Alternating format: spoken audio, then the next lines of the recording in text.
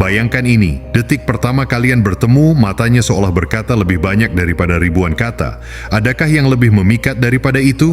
Kamu merasakan ketegangan halus di udara, detak jantung yang tak karuan, dan senyum tipis yang muncul begitu saja, seolah ada magnet tak kasat mata yang menarik kalian bersama. Ini bukan hanya soal penampilan atau kata-kata manis. Ada taktik psikologis halus yang dimainkan pria saat mereka benar-benar tergila-gila padamu. Mungkin kamu pernah bertanya-tanya mengapa dia tiba-tiba menyentuh bahumu ketika sedang asyik berbincang, atau kenapa nadanya berubah lembut hanya untuk menirukan irama suaramu, atau kenapa foto-foto lucu yang kamu unggah secara acak tiba-tiba ia komentari panjang lebar, seakan-akan ia menunggu menantimu melakukannya lebih dulu. Ada alasan di balik setiap gerakan kecil itu, sebuah kode rahasia di otak yang bekerja tanpa ia sadari. Dalam video singkat ini, kita akan mengungkap 6 trik psikologis andalan yang dipakai pria untuk menyalakan percikan cinta, sejak pencerminan halus hingga kerentanan selektif yang membuatmu merasa istimewa. Jangan terkecoh oleh kesan main-main. Ini strategi alam bawah sadar yang menunjukkan seberapa dalam perhatiannya. Setiap trik akan dibedah dengan pendekatan stoikisme agar kamu tak hanya paham apa yang terjadi, tetapi juga mampu merespons dengan bijak dan tak terbawa arus emosi. Jadi jika kamu ingin membaca sinyal-sinyal itu lebih akurat dan memahami motivasi di balik tiap tatapan dan kata manis, bersiaplah untuk penjelasan mendalam yang menjanjikan lebih dari sekadar daftar trik biasa. Tanpa berlama-lama lagi, mari kita mulai.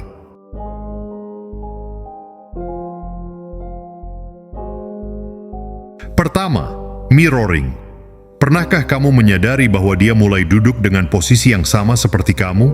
Atau tertawa dengan cara yang serupa, bahkan mengucapkan kata-kata yang kamu sering pakai? Ini bukan kebetulan. Fenomena ini dikenal sebagai mirroring, sebuah mekanisme psikologis bawah sadar di mana seseorang secara spontan meniru perilaku orang yang mereka sukai atau merasa terhubung dengannya.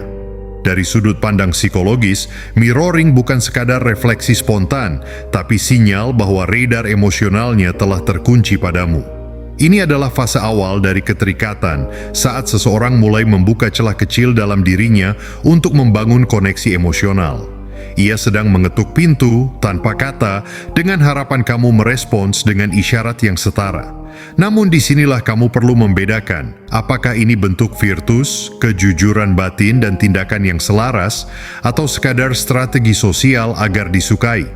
Prinsip stoik mengajarkan dikotomi kendali, hanya fokus pada hal yang bisa kita kendalikan, pikiran, reaksi, dan nilai kita. Ketika pria meniru, kita tak bisa langsung tahu niatnya, tapi kita bisa mempraktikkan prosoce, perhatian sadar pada respons kita sendiri. Apakah kita menjadi terlalu terbawa perasaan? Apakah kita membaca sinyal ini sebagai kepastian, padahal baru permukaan? Alih-alih terseret dalam euforia harapan, stoik akan memilih untuk premeditatio malorum, membayangkan kemungkinan bahwa ini hanya fase sesaat, agar ketika kenyataan tak sesuai harapan, batin tetap tenang. Mirroring bisa menjadi langkah awal yang tulus menuju koneksi, tapi kebajikan sejati tidak hanya tampak dalam refleksi, melainkan dalam keteguhan karakter yang konsisten. Disinilah kamu diajak untuk mengamati, bukan melekat.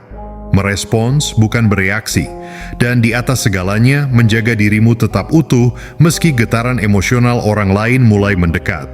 Kedua, bahasa cinta dalam detil. Seseorang mungkin tidak mengungkapkan rasa cintanya lewat kata-kata, tapi tubuh, sikap, dan terutama ingatan atas hal-hal kecil seringkali berbicara lebih lantang daripada 1000 kalimat.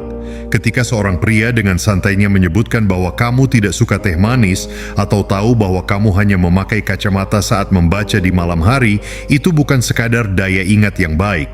Itu adalah bentuk kehadiran, kesadaran yang menempel erat pada setiap detilmu. Ia mungkin tidak menatapmu setiap saat, tapi radar emosionalnya aktif menangkap semua sinyal kecil yang kamu sebar tanpa sadar.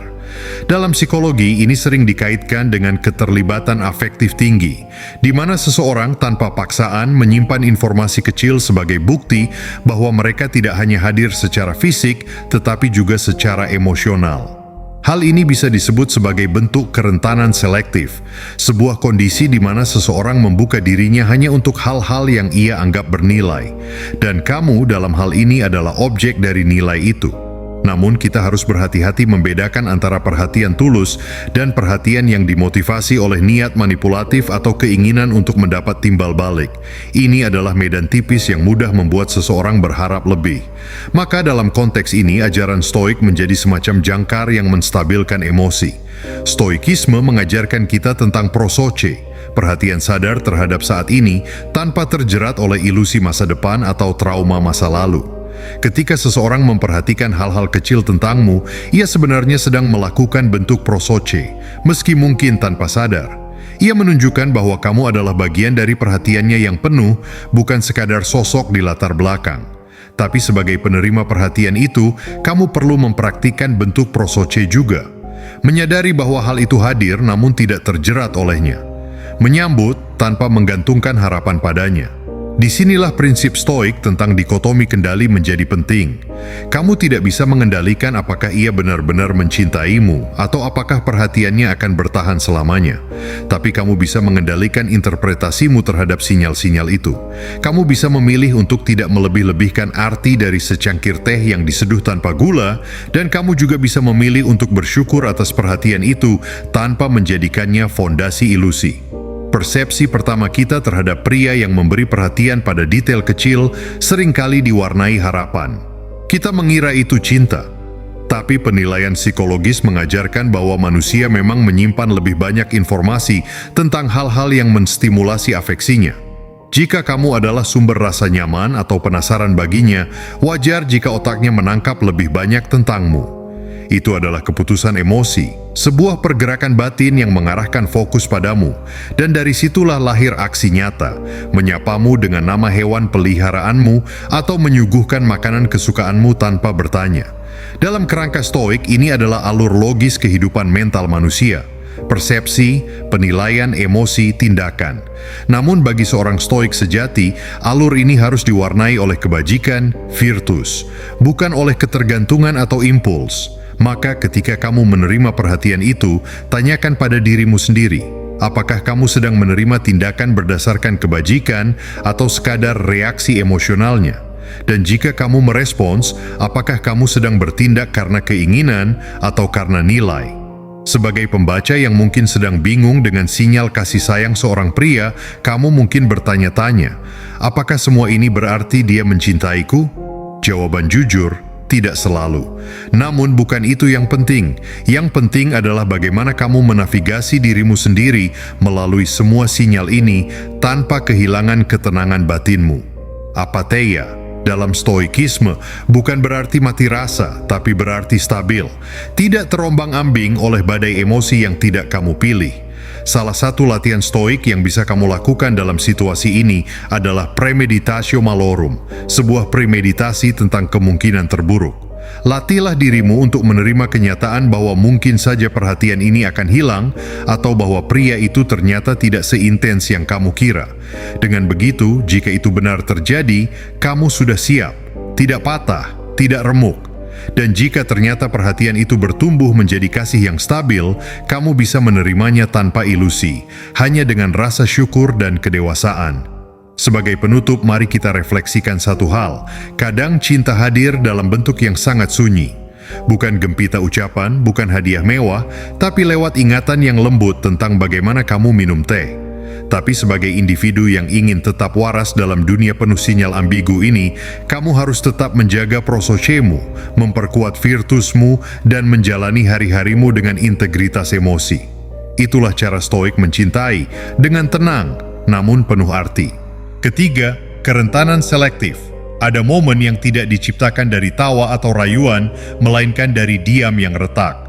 Saat seorang pria yang biasanya kokoh, yang tampak tak tergoyahkan dalam wajah tenangnya, tiba-tiba berbicara tentang ayahnya yang terlalu keras, tentang malam-malam saat ia merasa sendirian di rumah yang ramai, atau tentang rasa takut yang bahkan ia sendiri tak tahu masih mengendap. Dalam dunia batin pria, peristiwa ini ibarat penjaga di dalam bentengnya yang akhirnya meletakkan tombak, memberi isyarat bahwa seseorang di luar sana cukup layak untuk masuk ke dalam. Bukan karena lemah, tapi karena ia memilih untuk membuka pintu. Secara psikologis, ini adalah bentuk kerentanan selektif. Sebuah bentuk keberanian yang hanya ditunjukkan ketika seseorang merasa cukup aman untuk dilihat tanpa baju zirahnya. Ia mungkin tidak akan mengumbar luka lamanya pada sembarang orang. Namun jika kamu mendengar kisah yang membuatnya menunduk sesaat atau melihat kilat kegugupan saat ia menyebut masa lalu, itulah tanda bahwa kamu telah memasuki wilayah privat, ruang di mana suara hatinya lebih jujur daripada gesturnya. Dalam ranah stoikisme, ekspresi semacam ini bukanlah pertentangan terhadap ajaran tentang apatheia, yaitu ketenangan batin yang bebas dari gejolak emosi, melainkan bentuk tertinggi dari virtus kebajikan. Seorang stoik sejati tidak membekukan emosi, melainkan mengendalikannya, mengatur waktu dan tempat untuk menyatakan perasaannya. Ia sadar bahwa membuka diri terlalu cepat dapat menghancurkan integritasnya, tetapi menyembunyikannya selamanya adalah bentuk ketidakjujuran terhadap diri sendiri. Maka saat ia memutuskan untuk menunjukkan kerentanannya, itu bukan karena ia kehilangan kendali, tetapi karena ia memilih untuk membiarkanmu melihat sisi dirinya yang biasanya tersembunyi. Disitulah kebijaksanaan bermain, menimbang kepada siapa emosi boleh dipercayakan. Bayangkan hatinya seperti benteng dengan menara pengawas di setiap sudut. Emosi adalah penjaga yang berpatroli. Tapi ketika penjaga itu duduk dan mempersilahkanmu masuk, bukan karena ia lelah, melainkan karena ia mengenali kehadiranmu sebagai sesuatu yang tak perlu lagi dijaga. Ini adalah sinyal emosional yang sangat halus namun kuat bahwa ia sedang membangun koneksi yang lebih dalam, bukan sekadar tertarik secara fisik. Namun, sebagai orang yang menerima kerentanan itu, kamu juga memikul tanggung jawab. Disinilah prinsip stoik tentang dikotomi kendali menjadi penting. Kita tidak bisa mengontrol kapan seseorang membuka hatinya, tapi kita bisa mengontrol respons kita. Apakah kita menyambutnya dengan empati atau membiarkannya membeku dalam ketakutan bahwa ia telah menunjukkan terlalu banyak? Prosocha, perhatian sadar mengajarkan kita untuk hadir sepenuhnya saat seseorang mempercayakan bagian terdalam dirinya. Dengarkan tidak hanya dengan telinga tapi juga dengan keheningan. Jangan tergesa-gesa menghakimi atau membalas dengan cerita yang lebih tragis. Hadir adalah cukup.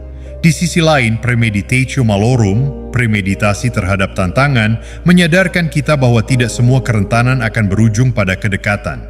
Kadang, seseorang membuka diri karena sedang mencari tempat singgah, bukan pelabuhan. Maka kita perlu menyiapkan hati untuk segala kemungkinan tanpa memaksakan kontrol pada sesuatu yang di luar kuasa kita. Untuk para pembaca yang mungkin sedang bingung, kenapa dia tiba-tiba membicarakan luka masa kecil? Kenapa wajahnya berubah saat bicara tentang keluarganya? Dan kenapa kamu merasa seperti baru saja diberikan kunci yang berat? Jawabannya sederhana namun dalam. Karena kamu sedang melihat penjaga itu jatuh, bukan tumbang, tapi turun dari posnya agar kamu bisa masuk. Dan itu bukan tanda kelemahan. Itu adalah undangan yang jarang muncul. Tanda bahwa kamu sedang menyentuh kedalaman yang tidak sembarang orang bisa jamah. Disinilah dinamika hubungan bukan lagi tentang kata-kata manis atau pesan setiap pagi, melainkan tentang keheningan yang saling dipercaya. Stoikisme mengajarkan kita bahwa cinta sejati tidak hanya hidup dalam perasaan, tapi dalam keputusan sadar untuk hadir, untuk mendengarkan, dan untuk tidak melukai ketika seseorang memilih untuk rapuh di hadapan kita. Maka ketika seorang pria menunjukkan kerentanannya, jangan buru-buru mengartikan itu sebagai sinyal bahwa ia mulai lemah. Bisa jadi itu justru saat ia paling kuat, karena ia sedang menciptakan ruang di mana kamu bisa benar-benar mengenalnya, bukan hanya mencintainya. Keempat, fluktuasi emosi. Kamu pernah merasakannya saat dia mendekat penuh semangat, seolah ingin merobohkan semua dinding yang pernah kamu bangun. Namun beberapa hari kemudian ia justru menjadi sunyi, pesannya mulai singkat, tatapannya lebih kosong. Kehadirannya tetap ada, tapi terasa jauh. Seperti cuaca yang berubah tanpa peringatan, kamu merasa kehilangan arah. Dan yang lebih membingungkan, sebelumnya ia begitu hangat. Ini bukan cerita tentang pria yang sedang bermain-main. Ini kisah tentang seseorang yang berada dalam tarik-menarik antara keinginan untuk mencintai dan kebutuhan untuk melindungi dirinya sendiri. Dalam psikologi, pola ini dikenal sebagai strategi dingin panas. Bukan karena manipulatif, tapi karena ia sedang mencoba menavigasi kompleksitas emosinya. Ia ingin hadir, tapi juga takut tenggelam.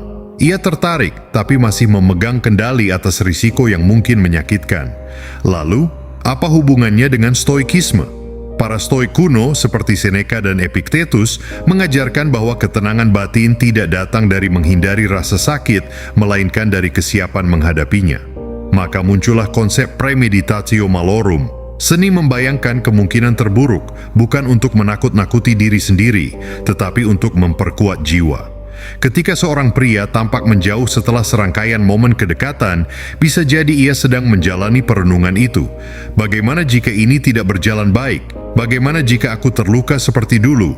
Ia mundur bukan untuk menghilang, melainkan untuk melihat dengan lebih jernih. Dalam diamnya, ia sedang mengukur kedalaman. Dalam ketidakhadirannya yang singkat, ia sedang menata ulang kompas emosinya. Seperti seorang stoik yang mengatur napas sebelum memasuki badai, ia ingin memastikan bahwa dirinya tidak hanyut hanya karena angin cinta terasa terlalu kencang. Untukmu yang merasa bingung, merasa seolah ditarik ulur, ini waktunya mengaktifkan prosoce, perhatian sadar terhadap realitas saat ini. Jangan buru-buru menyimpulkan bahwa dia tidak serius, apalagi menyalahkan dirimu atas perubahan sikapnya. Sebaliknya, tanyakan pada dirimu sendiri, apakah kamu sedang bereaksi terhadap sesuatu yang berada di luar kendalimu? Apakah kamu menaruh harapan pada prediksi, bukan pada fakta? Stoikisme mengajarkan dikotomi kendali. Seni membedakan mana yang bisa kita pengaruhi dan mana yang harus kita terima dengan lapang dada. Emosi orang lain, cara mereka merespons trauma masa lalu, ketakutan yang mereka simpan dalam diam, semua itu bukan wilayah kekuasaan kita. Tapi kita bisa mengontrol respons kita, bersikap tenang, tetap jujur, dan menjaga integritas diri dalam relasi yang belum tentu sepenuhnya stabil. Fluktuasi emosional bukan keganjilan, tapi dinamika yang muncul ketika dua jiwa mencoba saling mengenali di tengah sejarah luka masing-masing. Laki-laki yang tampak hangat lalu dingin bisa jadi sedang menguji bukan hanya perasaanmu, tapi daya tahan dirinya sendiri terhadap kemungkinan sakit hati. Dalam kerangka stoik, ini bukan kelemahan, melainkan bentuk kesiagaan. Ia memilih untuk tidak terjun bebas tanpa memastikan apakah ia bisa berenang. Maka tugasmu bukan menahan atau mengejar, melainkan hadir sepenuhnya. Jadilah saksi yang tidak panik saat suhu emosinya berubah. Latih batinmu untuk memahami bahwa cinta bukan selalu tentang intensitas yang stabil, tapi tentang kemampuan untuk tetap berdiri saat dinamika hubungan bergerak seperti ombak. Dan ketika kamu mendapati dirimu bertanya-tanya, kenapa hari ini dia lebih jauh? Ingatlah bahwa kamu sedang berhadapan dengan seorang pria yang mungkin sedang membayangkan badai, bukan karena ia ingin lari, tapi karena ia ingin memastikan dirinya cukup kuat untuk tetap tinggal. Dan itu, dalam bahasa stoik, adalah tanda kebajikan. Ia ingin mencintai dengan sadar, bukan hanya dengan semangat sesaat. Kelima, gestur spontan. Cinta sejati jarang membuat banyak keributan. Ia tak perlu diumumkan dalam setiap status media sosial, tak perlu dijelaskan panjang lebar lewat kalimat manis yang mudah menguap. Kadang ia hadir dalam bentuk yang paling sederhana, dalam diam, dalam gerakan kecil yang hampir tak terasa, tapi nyata. Seperti saat dia tiba-tiba muncul di luar kantormu saat hujan deras tanpa kamu minta. Atau saat ia mengingatkanmu minum air di tengah hari yang sibuk saat kamu bahkan lupa dirimu sendiri. Inilah yang disebut gestur spontan. Tindakan kecil yang lahir bukan dari kewajiban, tapi dari perhatian yang tak dibuat-buat. Dalam psikologi hubungan, ini menandakan bentuk keterlibatan emosional yang mendalam. Gestur spontan adalah radar emosional yang bekerja diam-diam. Dia merasakan kebutuhanmu bahkan sebelum kamu menyadarinya. Ini bukan tentang menjadi romantis, melainkan tentang hadir sepenuhnya. Dari sudut pandang stoikisme, tindakan seperti ini adalah ekspresi dari kebajikan internal virtus yang tak bergantung pada pujian atau pengakuan. Seorang stoik sejati tahu bahwa nilai tertinggi bukanlah pada apa yang dikatakan, tapi pada apa yang dilakukan, dan lebih dalam lagi, pada konsistensi antara keduanya. Keselarasan antara kata dan tindakan adalah salah satu fondasi paling penting dalam hidup yang dijalani dengan keteguhan batin. Seorang pria yang sungguh menyukaimu mungkin tak banyak berkata, "Aku cinta kamu" setiap hari. Tapi ia menunjukkan cintanya lewat caranya memandangmu ketika kamu sedang lelah. Lewat keputusannya menyisihkan waktu saat kamu butuh didengar. Lewat gestur-gestur yang lahir bukan karena kamu memintanya, tapi karena ia merasa perlu melakukannya. Sebagai bentuk kehadiran, bukan sebagai kewajiban. Dalam kerangka stoik, kita diajak untuk tak terpaku pada kata-kata yang memikat tapi kosong. Kita diajak untuk mengasah prosoke, perhatian sadar, terhadap tanda-tanda kecil yang sebenarnya jauh lebih jujur. Jika kamu memperhatikan baik-baik, kamu akan tahu siapa yang sungguh peduli, bukan dari seberapa sering dia membalas pesanmu, tetapi dari bagaimana dia mendukungmu tanpa diminta. Apakah ia hadir ketika semua orang pergi? Apakah ia mengingat kebutuhanmu ketika kamu lupa merawat dirimu sendiri? Tindakan adalah bahasa paling kuno dari cinta. Ia tidak butuh filter, tidak butuh musik latar, hanya kehadiran dan ketulusan. Disinilah latihan stoik menjadi penting. Praemeditatio malorum. Bayangkan bahwa suatu hari mungkin ia tak bisa selalu ada. Bayangkan bahwa kamu harus kuat meski tanpa semua gestur itu. Dengan membayangkan kehilangan, kamu justru belajar lebih menghargai saat hadir. Dan kamu yang mungkin sering meragukan apakah perasaan pria itu nyata, coba ubah sudut pandangmu. Jangan hanya menunggu kata-kata, karena cinta yang paling dalam seringkali tidak disampaikan lewat lisan. Ia dibuktikan lewat pengorbanan waktu, kenyamanan yang diberikan, dan kesiapan untuk mendampingi di saat-saat sulit. Perhatikan ritmenya, bukan volumenya. Perhatikan geraknya, bukan gembar-gembornya. Jadi saat kamu melihat dia diam-diam mengganti lampu teras rumahmu yang padam, atau ketika dia berjalan kaki lebih jauh hanya untuk memastikan kamu aman sampai rumah, jangan anggap itu sepele. Di balik setiap gestur itu ada cinta yang bekerja, tenang, dewasa, dan terkendali. Bukan cinta yang meledak-ledak, tapi cinta yang memilih untuk tinggal meski dunia sedang tidak ramah. Dan itulah cinta dalam bahasa stoik. Bukan tentang janji, tapi tentang tindakan yang selaras dengan nilai. Bukan tentang gejolak, tapi tentang ketetapan hati yang tak bergantung pada pengakuan. Bukan tentang seberapa besar kata sayang diucapkan, tapi seberapa konsisten ia berdiri di sampingmu, tanpa disuruh, tanpa pamrih, tanpa perlu tepuk tangan. Keenam, memberi ruang. Mungkin inilah bagian yang paling sulit dipahami ketika seorang pria yang tampak begitu peduli tiba-tiba memilih untuk tidak selalu ada. Tidak selalu mengecek kabarmu setiap jam, tidak hadir di setiap ruang digital yang kamu tempati. Di satu sisi kamu merasa diberi napas, tapi di sisi lain kamu dihantui oleh pertanyaan, apakah ia masih peduli? Namun justru disinilah letak paradoks cinta yang paling dewasa dan sekaligus yang paling sering disalahartikan.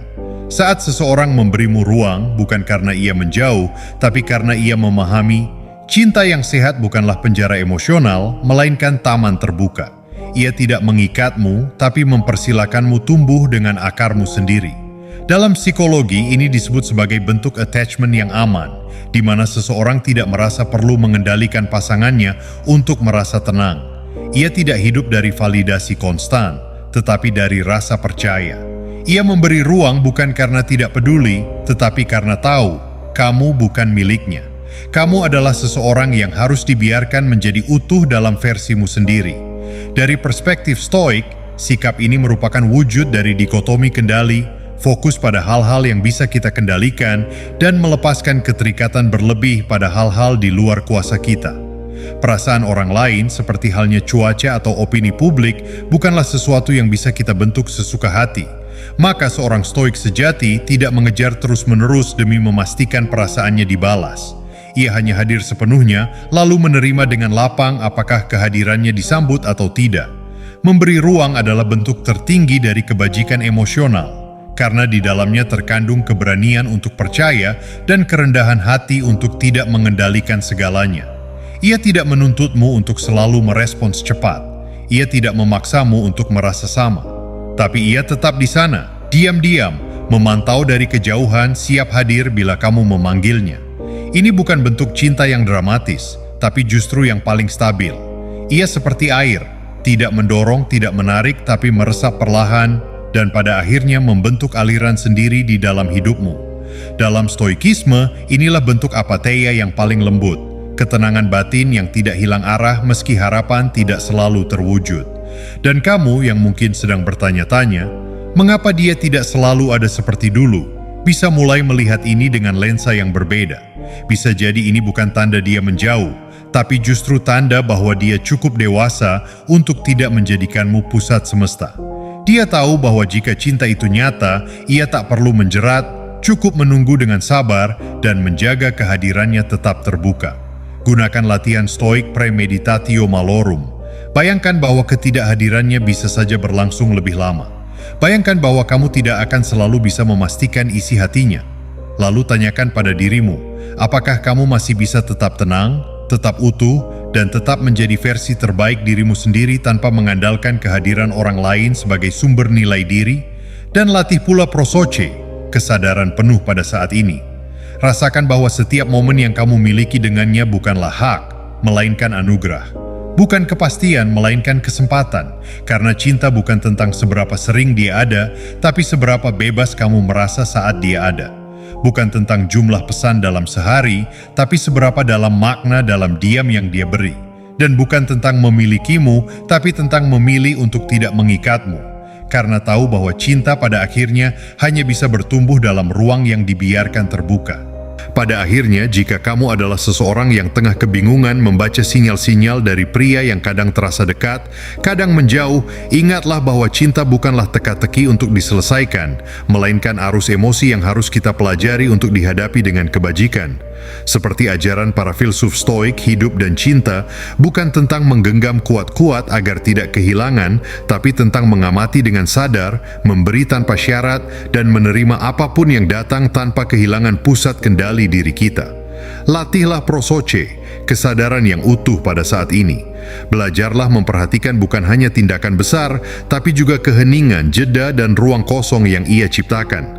Karena dalam diam pun seseorang bisa berkata banyak. Dan siapkanlah dirimu dengan premeditatio malorum, bayangkan bahwa segala kemungkinan bisa terjadi, bahkan yang paling mengecewakan, lalu tanyakan pada dirimu, jika semua ini tak berjalan seperti yang kuinginkan, apakah aku masih bisa tetap tenang dan menjadi diriku sendiri? Cinta sejati tidak lahir dari obsesi untuk dipastikan, tapi dari keberanian untuk bertumbuh di tengah ketidakpastian. Seorang pria yang mencintaimu dengan tulus mungkin tidak akan selalu hadir dengan kata-kata manis atau janji yang lantang. Tapi ia akan mencerminkan energimu, memperhatikan hal-hal kecil, membuka dirinya secara selektif, menunjukkan komitmen melalui tindakan, dan yang paling penting, memberimu ruang untuk tetap menjadi dirimu sendiri. Dan kamu dengan segala pertanyaan dan kegelisahanmu tetap bisa tenang. Karena kini kamu tahu, yang sejati tidak perlu ditarik, cukup diamati. Yang tulus tidak selalu terlihat jelas, tapi terasa. Dan yang layak tidak datang untuk menguasai, tapi untuk berjalan bersama. Mari hadapi cinta seperti seorang stoik, dengan kepala dingin, hati terbuka, dan kaki yang tetap berpijak pada kebajikan.